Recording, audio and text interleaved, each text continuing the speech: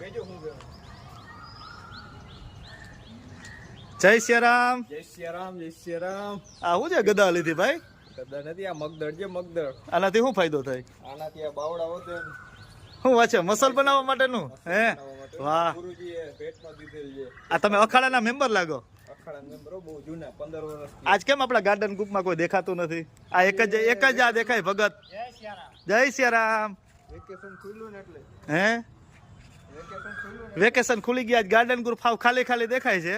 બાકી અમારું garden group કાયમ મોટો આ ભરચક હોય ને, એ કાલના બ્લોકમાં તમને દેખાડીશું ભરચક બ્લોક. આ જય સિયારામ ગાર્ડન ગ્રુપ ને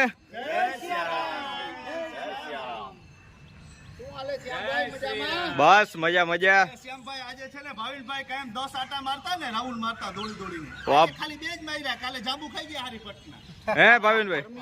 અને ભાઈ ઉકળાટ ગરમી, વેકેશન પૂરું થાવું, શનિ રવિવાર ના બધું ધ્યાનમાં રાખીને બધું જવું પડે ને બાપા. આમાં હવે કઈ હવે ઉંમર થઈ અમારી. તુષારભાઈ તમારું શું કહેવાનું થાય? પણ આપણે કસરત કરવી જોઈએ. એમાં રણવલભાઈ કેરીનો સ્વાદ માણવા આપણે જવાનું છે. ઓલા વ્હાઈટ ટી શર્ટ વાળા રણમલભાઈ ને, રણવલભાઈ ઓલા કેટલા મહિના પછી આવ્યા છે. ખવડાવવાનું ખાલી બાલુ દે, એક કેરીનું બોક્સ હજી આવ્યું નથી. બોક્સ લાવે ને પછી આપણે આગલા બ્લોકમાં જોવું કે આવે કે નહીં. કેરી કાલનો પ્રોગ્રામ ફાઇનલ કરી નાખ્યો. કાલે તમે આવશો? હા ફાઇનલ. ઈ હેને કાયમ 10 કેરીનું અમારા ગાર્ડન ગ્રુપમાં શ્યામભાઈની બહુ ફરમાઈશ છે કે કેરીને પૂડીનું ગોઠવો હવે ગોઠવાઈ જશે.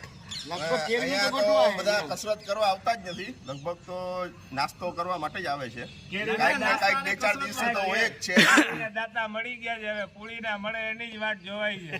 પૂરીના બાપુ જે આપણે બહાદુર બાપુ બહાદુરસિંહ અને ઈ નથી આવતા પણ શું બાજુ આપણા પૂરીના બાપુ નથી આવતા. ગાર્ડન ગ્રુપના રસોઈયા બધા આંગળી ચાટતા રહી જાય. કારીગર એમાં જે ઓલા વડા બનાવે ને ભાઈ સાહેબ, વડાને લાડવા જમાવા પૂરી બનાવવામાં